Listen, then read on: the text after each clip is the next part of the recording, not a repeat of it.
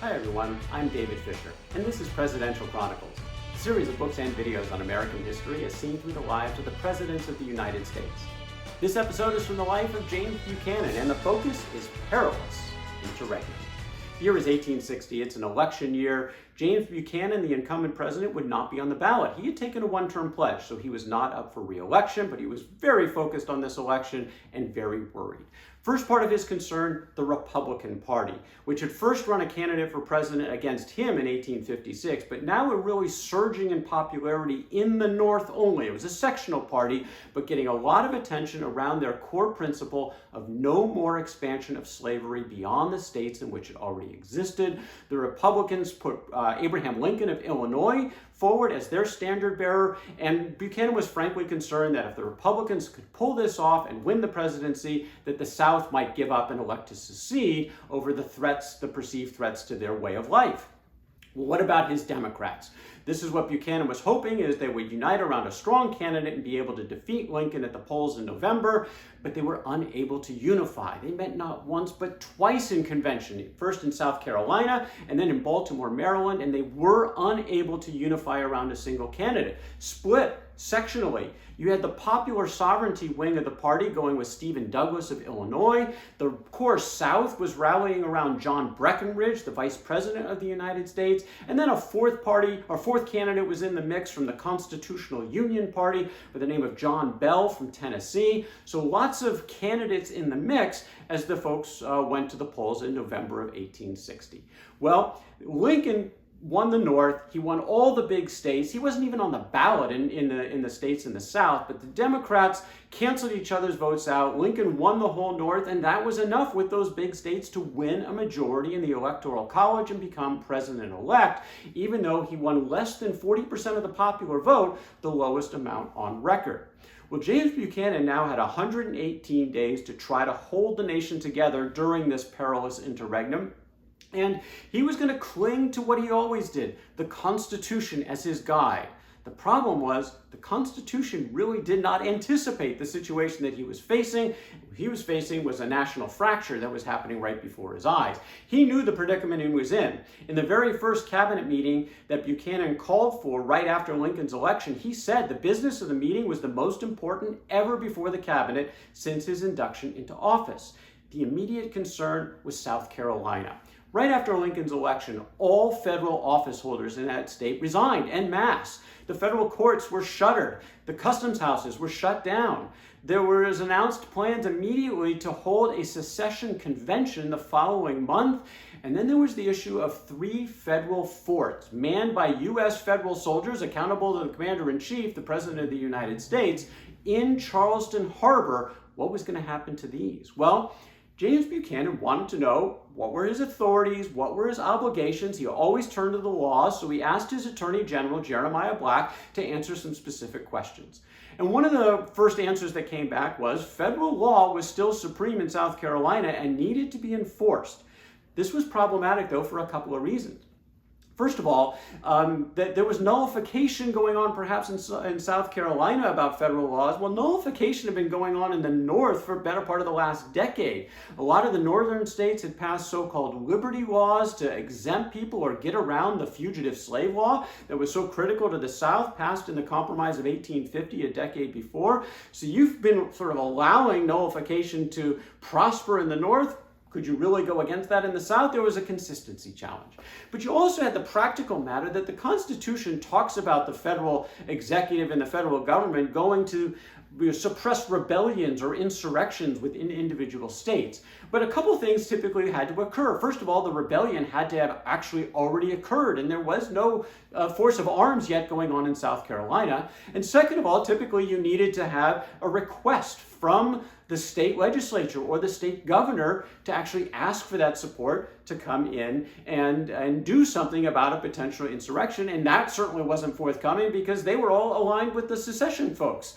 So what was James Buchanan really authorized to do? This was still sort of a question. Well, one of the things that Buchanan was authorized and required to do once a year was to send an annual message to Congress. That typically came in the first week of December. Sure enough, on December 3rd of 1860, he put a forceful message forward that talked about his opinion about many of these issues that he and the country were facing. He started out with his view on the topic of secession. According to Buchanan, in order to justify secession as a constitutional remedy, it must be on the principle that the federal government is a mere voluntary association of states, to be dissolved at pleasure by any one of the contracting parties. If this be so, this confederacy is a rope of sand, to be penetrated and dissolved by the first adverse wave of public opinion in any of the states. Secession was not an inherent constitutional right. Secession, according to Buchanan, is neither more nor less revolution. In order to avoid fracture, what did Buchanan think had to happen? The North needed to respect the rights of the South. According to the president, all for which the slave states have ever contended is to be let alone and permitted to manage their domestic institutions in their own way. For this, the people of the North are not more responsible and have no more right to interfere than with similar institutions in Russia or in Brazil. Moreover, what did he call for? Buchanan called for patience, because the president-elect that they're causing so much concern about in the South, he hadn't done anything yet. He's not even president yet. At least give him a chance before you actually just go up and leave. According to Buchanan, reason, justice, or regard for the Constitution all require that we shall wait for some overt and dangerous act on the part of the president-elect before resorting to such a remedy.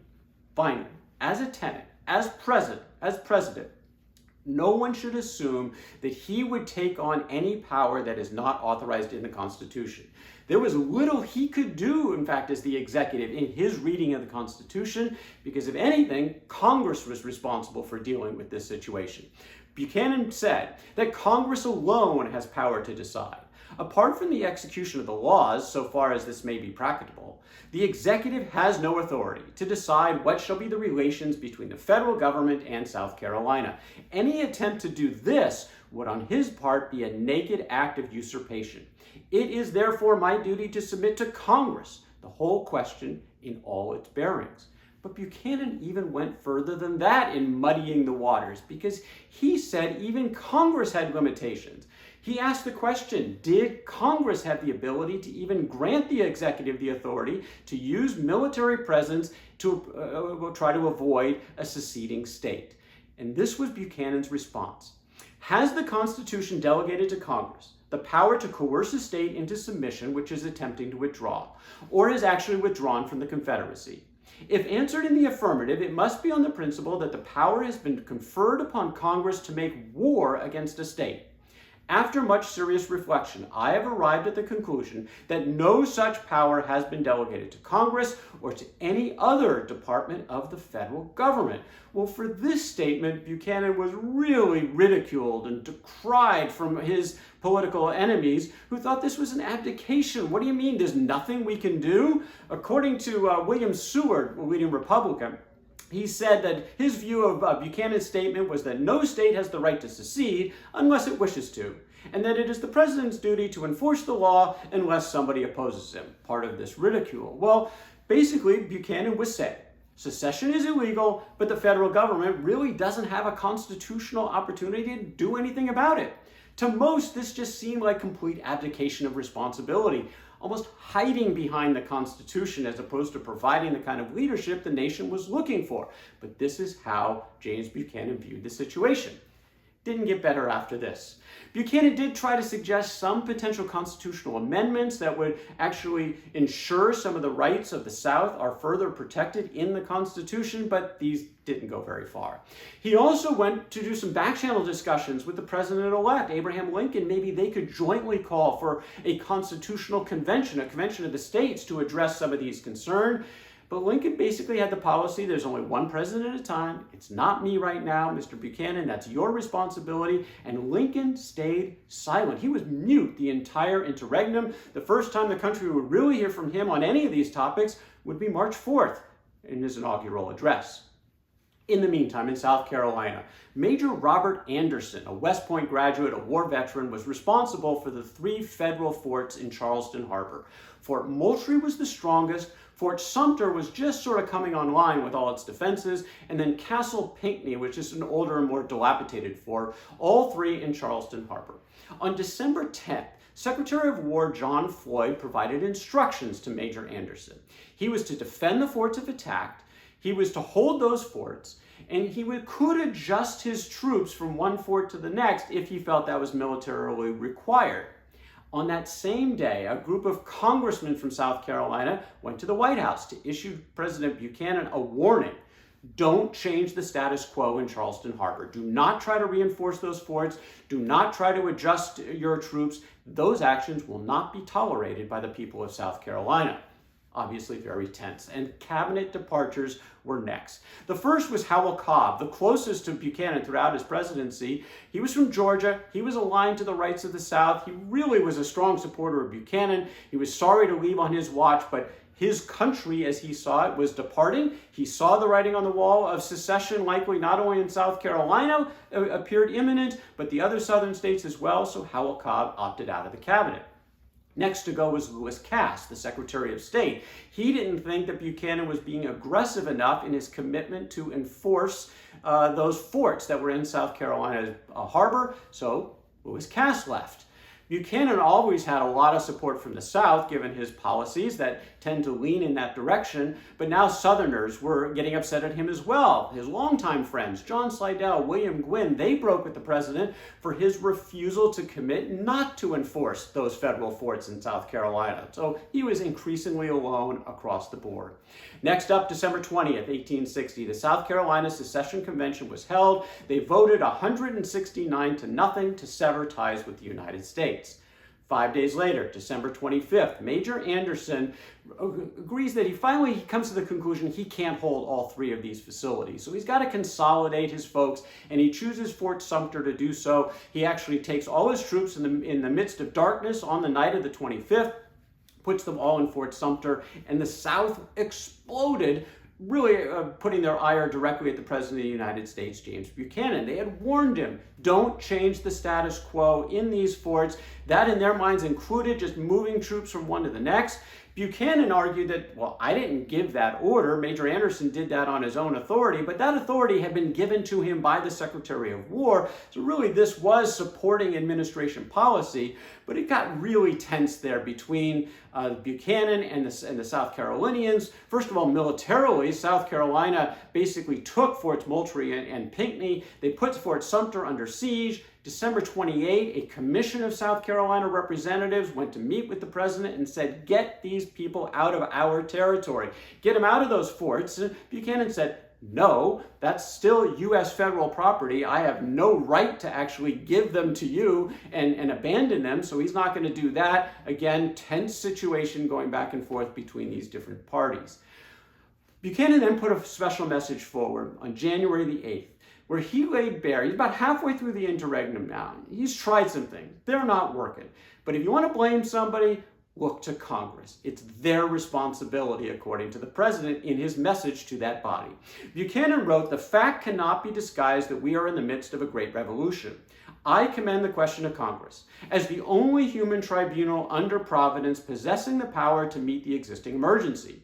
To them exclusively belongs the power to declare war or to authorize the employment of military force in all cases contemplated by the Constitution.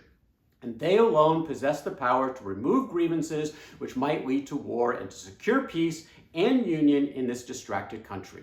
On them and on them alone rests the responsibility. This would be a theme for James Buchanan going forward.